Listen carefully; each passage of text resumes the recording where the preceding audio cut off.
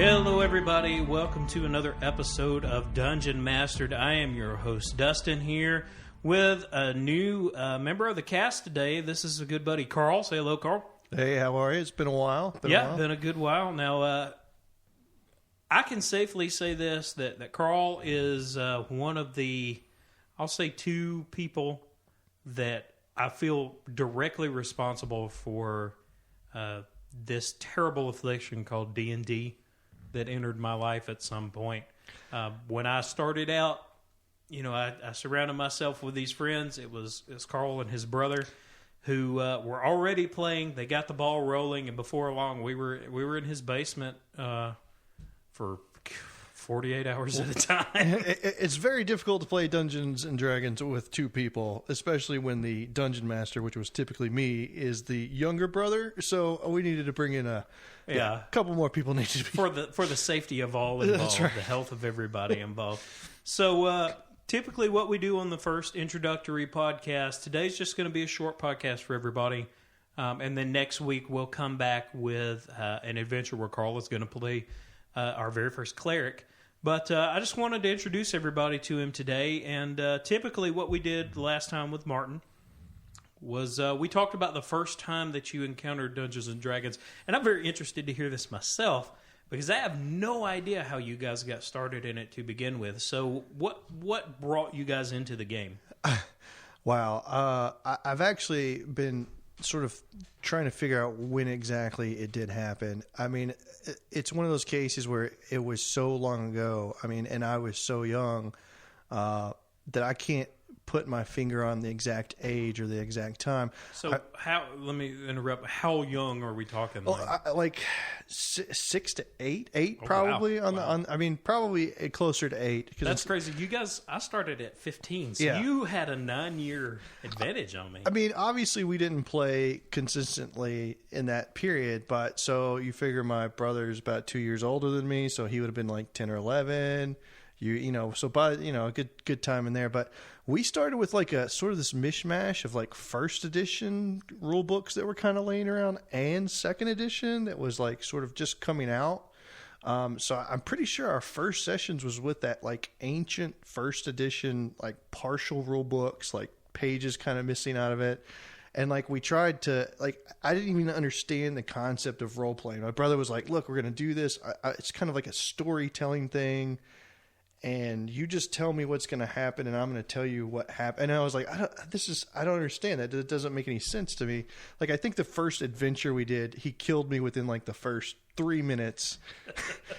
I'm not even sure I had like a character sheet. He was just like, so you enter in this dungeon, and I'm like, wait, why am I in a dungeon? I'm okay, sure, I'm in a. And you see a bunch of gold, and I was like, well, I'm going to go pick up some gold. And he was like, now skeletons are coming out of the gold pieces, and you're killed. And that was like basically our first play session was like my brother killing me in like the first 2 or 3 minutes. It was sounds like one of those things where, hey, you made me mad earlier today, so let's play this game that's supposed to be fun. I'm going to ruin it. I think it was actually more inspired by The Hobbit. Like he had just read The Hobbit. So, in that one you've got a dragon on a big mound of gold. So I think he was like, we're going to make this happen. So... And then we probably came back and revisited that shortly after, and we actually opened up the rule book and started to play it officially, like with following the rules and sort of like rolling dice, like the concept of a 4-sided die. What do you mean? Like, what's a 4-sided die? I don't even understand what that is. I know what a 6-sided die is because that's in our like board game. It's in Candyland. I can handle that. But what is a 4-sided die? And especially what's a 20-sided die? Like that was not something we even knew about. So, I guess this is still when you had to go to like the like store that's in a strip mall that's like kind of a quasi comic shop that was, I mean, this is like before Magic the Gathering. It was like, you had to go, and like my poor mother was taking these 2 young boys into this like role-playing strip mall store, and we were just trying to find 20-sided dice to buy. It was like, oh, I guess we're going to need these to play. Mom, can we go get some of these? And Or the typical like comic book guy behind. Yeah, exactly. That's not canon. You know. Be like, what are these young boys going to play? Well, clearly, we're going to need you to buy about 7 more bucks. They're going to need at least 10 boxes. Yeah, and of course, you know, at the time, I mean, now the nerds have won, right? The geeks and nerds, we have won. But, like, no one else was playing Dungeons and Dragons unless, especially at our age, clearly. But, you know, it was bizarre because it was like this whole new kind of community and everything that was so underground at the time. I mean, obviously, we are not the pioneers of Dungeons and Dragons. It's been around since the 70s, but like late 80s, early 90s, it still certainly wasn't mainstream, and it was pre-internet, so you couldn't just Google stuff up. So, so what do? You recruit your friends, right? Yep. You get your friends in, and you start playing some Dungeons and Dragons once you're old enough to understand all that and understand the concept. So there you go. I have never known that. I've known you for, I mean, what, going on like 20 years. Actually, it's 20 years this year that I've known you guys, and I have no idea how you ever got into it. Well, I mean, like, while we were rolling these up, we were already sort of reminiscing, and I told you, I was like, you know, when we were trying to just do the equipment, it was like, oh, you can buy a coral. It's like, what's a coral? Like, we didn't understand. We had to go get the actual dictionary out, flip it open, and be like, oh, it's a crossbow bolt. Like, I can understand, why is it called a coral? And it's like, I don't understand how you can buy one of those. What does it even mean? And like, Morning Star, mace, all these medieval, like, weapons. We had no concept of what they were. We understood what a sword was, clearly. We understood what an axe was. But, like, the really good medieval weapons we had to look up. Or, you know, and of course that led to a lifetime of, like, being sort of interested in Ren Fair, being interested in all role playing. I mean, we kind of went off to some other stuff, but, you know, it was you had to do your homework. Yeah, I remember in particular, like, one thing about our group.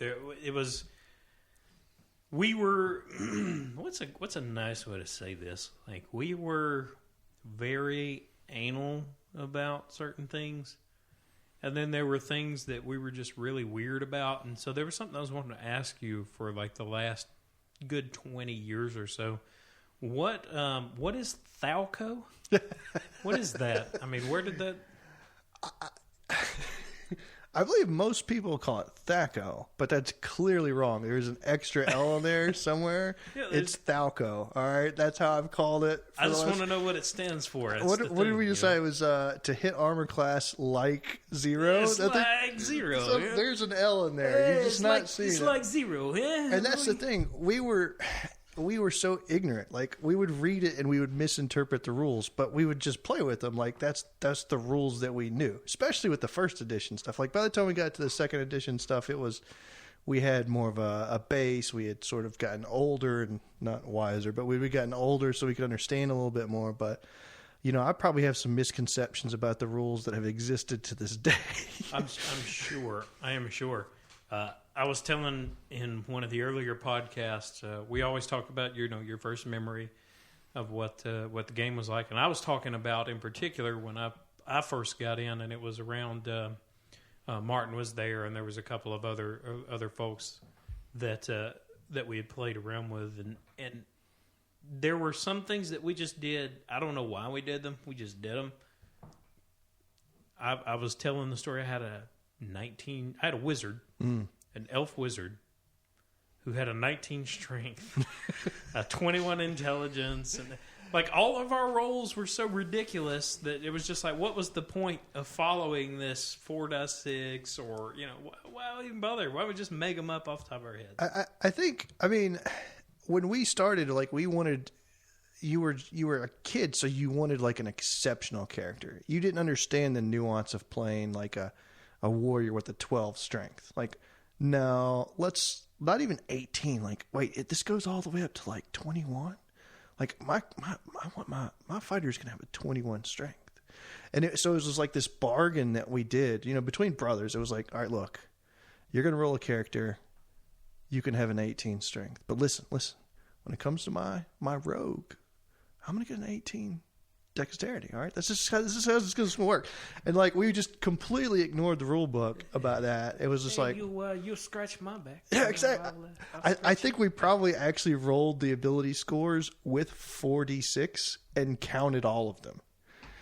Yeah, But we missed that like section to like remove one. So it was like lowest. we created basically gods, easily god. Like I think they had better strength than the actual gods once we got to that point. So well, let me ask you this then. All right, you told us about your first experience.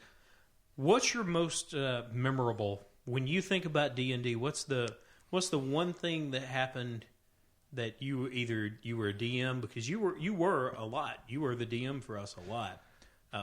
Or a player, whatever it is. What's the thing that stands out? The first memory or fondest memory? Well, I mean, I can really basically think of two separate sort of instances. There was me. Obviously, most of my memories are of being the dungeon master, and I had a lot of fun with that. But you know, I was always 2 years younger than you guys, so that kind of put me at a maturity disadvantage. So you know, as a dungeon master, I was more or less running the rules. But it did give me an opportunity to sort of explore the creative side too as well, which I really enjoy. But so my greatest memories are probably DMing for my brother and his best friend, Adam, and them playing their demigods, like that I just told you. I literally had like 21 strength, right? If any of you have listened to the first podcast that we did, you remember Adam as the we try not to mention people's names, but we have specifically mentioned this guy. And if he ever listens to it, bro, I'm sorry, but we compared him to American Psycho. Yeah, I mean, and like a lot of that sort of just exploration, like role play. I mean, it's role play, right? So they got to just sort of do this. So I would be DMing, and it was almost like I'm going to put like the strongest monsters out of the monsters manual that I can against these two demigods. And of course they would through persuasion, manipulation, and whatever else they could use against the younger brother, you know, they would somehow pull this off. And I tried to be fair, and I think I did a pretty good job, but it was just to be at the table though, like of your older brother, just to be hanging out with his friends, and like, and that's the other memory is like finally getting about, you know, 13, 14, 15, and you guys were like 16, 17, 18, around in that area, and us like spending a whole night in the basement of my parents' house, like epic gaming session. I think it was when everybody got to create like a level 18 character, and we had like one of the hardest dungeons ever conceived that we like purchased off the shelf, and I was like, this is going to kill some people. And I mean, like, because I had never done it. Like, that was the one thing that was like the cardinal rule of a younger brother DM is you cannot kill the character. And so I was like, we're finally going to do this. And we powered through that whole night. And it was like you, Martin, Adam, my brother, and I'm not sure, was there anybody else there? But it was like, that was a lot of fun. Yep. It's interesting that you brought up the one example that you did, because I always think back to, and I wasn't a part of it because I wasn't a part of the Eric Sandsman, Arthur Pendragon. Yeah. Come on, you're gonna name somebody that was Adam Scott. That's so egotistical. All right, but whatever. It's the archetype. You know, I mean, so they're two characters, just ridiculous strength characters, and I wasn't a part of it. But I distinctly recall the story of their encounter with the Tarrasque. Yeah. Where it basically became Who won initiative. Those are the types of characters that eventually we got when we kind of maybe got away from the spirit of the game. Yeah. But at the exact same time, it was all about hanging out. As you said, just being friends and getting in the group and hanging out. You heard what I did to them, right? On that one. So they did win initiative, and they killed the Tarrasque in literally one round. So I just said, well, that was an illusion. So here comes the real Tarrasque. You guys actually just failed your saving throw. Yeah, exactly. Here's the real Tarrasque. And it still didn't matter. It was like who won initiative that time, and they won it too. So, see, that's what this podcast is about. That's the fun thing about it, is just all these little stories, and hopefully we can kind of rekindle that as we go in. You know, that we're all out, and you've got a child of your own, And, it gets harder as you get a little older. But at the exact same time, it's going to be kind of cool to get the band back together. Yeah, absolutely. And I mean, if the first two podcasts or first three podcasts go, anything remotely the way that the rest of them will go, I'll have you all killed immediately. So. Well, I mean, there's so many other proxies now, like MMOs. I'm sure I know for a fact you've spent your time there. I've spent my time there, but there really is nothing like sitting down with your friends. And now we can actually have beer that we don't have to hide from my parents. And we can actually sit down and have a beer at a literal tabletop. And there's something magical about doing that. And it's just, those are the experiences that you can't recreate digitally. I mean, you can come close, and don't get me wrong, there's plenty of tools, and I'm sure people pull it off. But given the demands on people's time these days, like those are just times with your buddies, right? So that's why I carved out time of the schedule. Let's do this, right? All right, sounds good.